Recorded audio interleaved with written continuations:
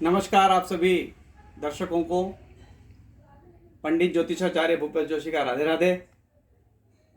आज हम एक नए विषय के साथ में पुनः उपस्थित हुए हैं।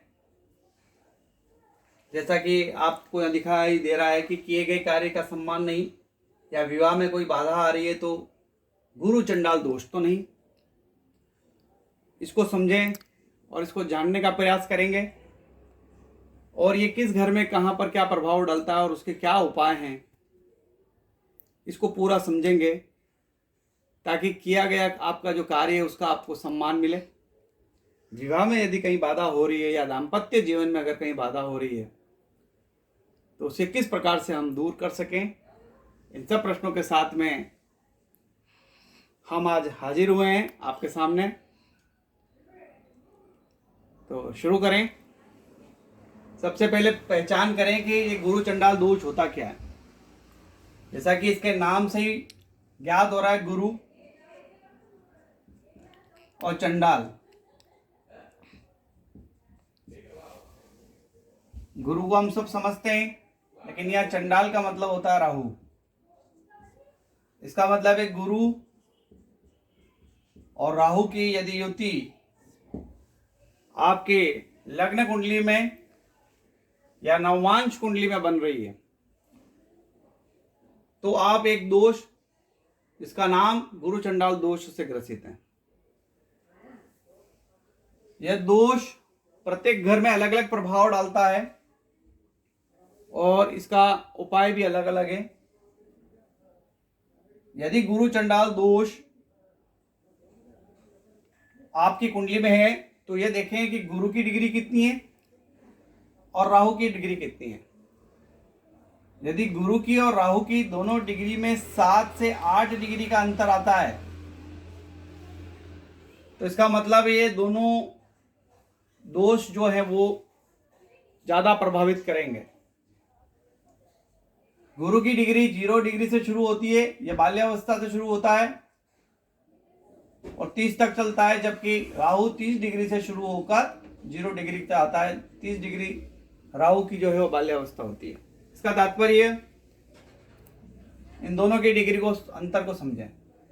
गुरु और राहु जितना दूर होंगे एक दूसरे से उतना इसका प्रभाव कम हो जाएगा। यदि गुरु और राहु और इसी के साथ में यदि शनि आ जाए तो और ज्यादा प्रभावशाली हो जाता है योग और ज्यादा भयंकर हो जाता है। यदि यह दोष 6, 8, 9 और 12 में बन रहा है तो यह दोष का उपाय आपको करना ही है, अन्यथा आपको बड़ा नुकसान पहुंचा देगा। ये क्या क्या प्रभाव डालता है इसे समझें। यदि गुरु और राहु आपके लग्न कुंडली के प्रथम स्थान पर बैठ जाएं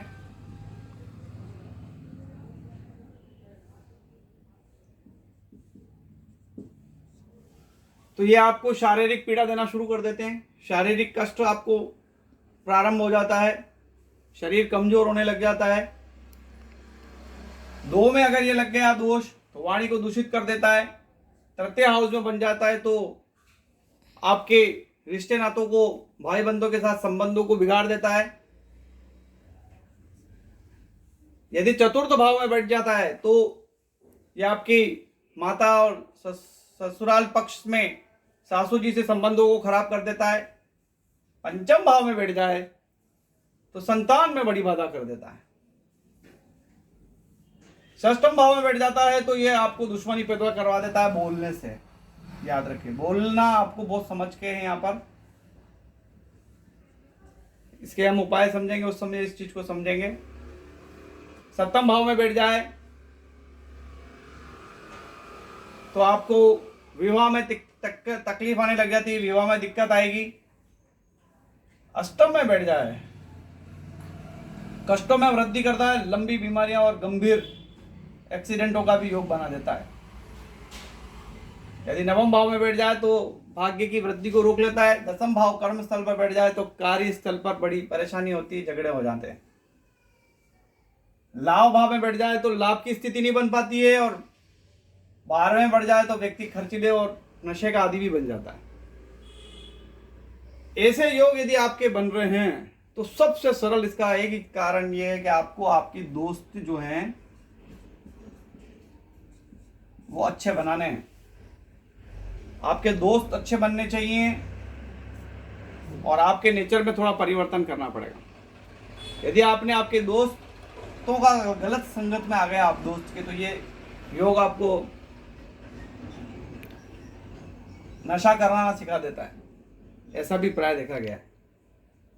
इससे बचने के लिए बड़े उपाय हमें करने पड़ते हैं, इसको समझना और इस चीज को हल्के में नहीं लेना। ये चीज बड़ी कुंडलियों में प्राय घातक रूप ले लेती है।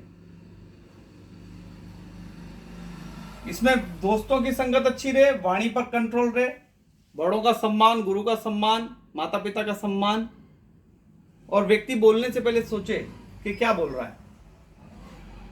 तो ये दोष, क्योंकि राहु जो है वो आपको गलत काम पर लिप्त कर देगा गुरु के साथ, क्योंकि गुरु क्या है? ज्ञान, और ज्ञान के साथ में अज्ञान बैठ गया तो ये गलत काम करवा देता है। लोग काम करने के बाद जब पछताते हैं तो इस योग के कारण से पछताते हैं, अरे मैं बोलना नहीं चाह रहा था लेकिन बोला गया, वो बोला गया वो इस प्रकार के। तो ये ध्यान में रखें कि अगर इस प्रकार का योग बन रहा है तो करें क्या आप इसके लिए। पहले तो समझें कि किस घर में क्या उपाय करने हैं। यदि ये आपके प्रथम भाव में बैठा हुआ है तो गंगा जल और दूध से, गंगा जल और दूध से शिव की आराधना करनी चाहिए। शिव की आराधना इसलिए आवश्यक है क्योंकि शिव राहु की काट है। राहु को काटने का शिव ही मंत्र है, शिव का मंत्र ही काम करता है, इसलिए शिव की आराधना बहुत जरूरी है। यहां गुरु की आराधना नहीं करनी हमको, या शिव की आराधना करनी, क्योंकि गुरु मजबूत हो जाएगा तो और ज्यादा गलत कामों में लिप्त कर देगा। राहु ज्यादा मजबूत हो जाएगा तो और ज्यादा प्रबलशाली बन जाएगा। गुरु यदि यहाँ पर नीच अवस्था में बैठा हुआ है, अर्थात गुरु यदि मकर के साथ में बैठ गया, जैसे मान लो यह 10 नंबर राशि के साथ में या राहु और बृहस्पति होते हैं, तो यह व्यक्ति बड़ी गलत संगतों में पड़ा हुआ होता। ऐसा जातक बड़ी गलत संगतों में पड़ा रहेगा, क्योंकि शनि के साथ इसकी युति हो जाती है। जब शनि के साथ इसकी युति हो जाती तो बड़ा भयंकर परिणाम देता है। इसलिए बृहस्पति यदि अपने नीच स्थल पर पड़ा हो, नीच स्थान पर हो, तो ये और ज्यादा प्रबल योग हो जाता है। और बृहस्पति की स्थिति यदि अच्छी है, बृहस्पति अपने मित्र राशियों में, जैसे सूर्य के साथ है, चंद्रमा के साथ में, तो बृहस्पति अपने आप अस्त हो जाएगा सूर्य के साथ में, तो इसका इतना इफेक्ट नहीं पड़ेगा। और चंद्रमा के साथ में होगा तो भी ज्यादा इफेक्ट नहीं करेगा। जैसे चंद्रमा के साथ यहां पर बृहस्पति हो जाए और साथ में भी चंद्रमा भी आ जाए, तो ये योग गुरु को इतना ज्यादा प्रबल कर देगा कि यहां इसकी राहु की उपस्थिति नगण्य सी हो जाएगी। तो गुरु की अगर अपनी मित्र राशियों में है गुरु, तो उसका प्रभाव अच्छा पड़ेगा। लग्न में बैठ गया और प्रथम भाव में बैठ गया तो हमें गंगा जल और दूध से स्नान करवाना है। दूसरे में है अगर स्थान पर बैठ जाता है तो जल और बेलपत्र का प्रयोग करना है। तृतीय स्थान पर बैठ जाए तो हमें जल और शक्कर का प्रयोग करना है। चतुर्थ स्थान में बैठ जाए, सुख भाव में बैठ जाए, तो गंगा जल प्लस दूध,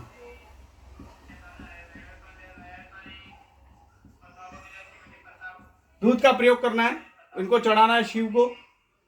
ज्ञान भाव में बैठ जाए तो शहद का प्रयोग करना है। शहद और जल और से भगवान शिव की आराधना करनी है।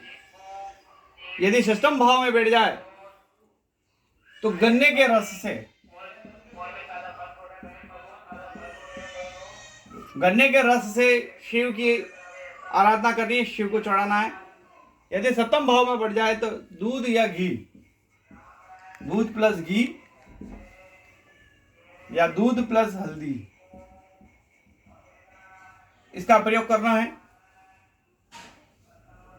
यदि अष्टम में बैठ जाए तो घास है कुशा, कुशा का प्रयोग करना। कुशा को जल में मिलाकर शिव को अर्पित करनी है। भाग्य भाव में बैठ जाए, भाग्य दूषित कर दे, तो पंचामृत से, पंचामृत से शिव की आराधना करनी है। कर्मस्थल पर बैठ जाए, दशम भाव में बैठ जाए, तो जल और शक्कर का प्रयोग करना है।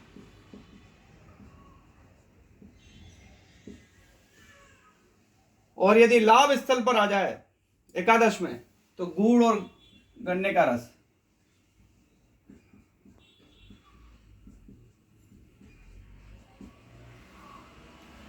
और यदि यह व्यवस्था अर्थात 12वें भाव में आ जाए, तो जल और शक्कर का प्रयोग करना है। इतना तो उपाय करना है अगर ये बैठे हुए हैं तो। यदि यह दोष आपके विवाह में बाधक बन रहा है, तो दूध प्लस घी या दूध प्लस हल्दी से शिव की आराधना करें।